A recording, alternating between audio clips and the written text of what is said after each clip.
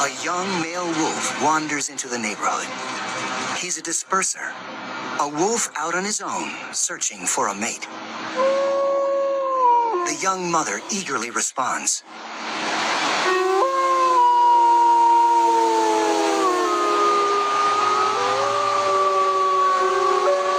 And an exchange of calls guides him to her.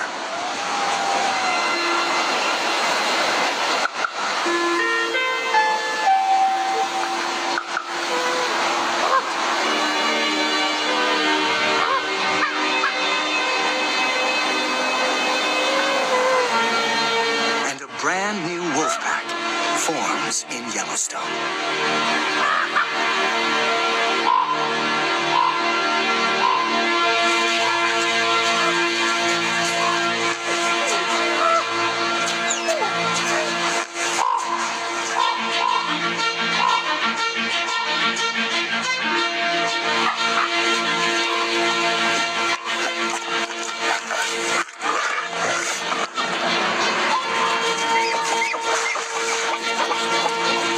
The new stepdad proves to be a solid provider.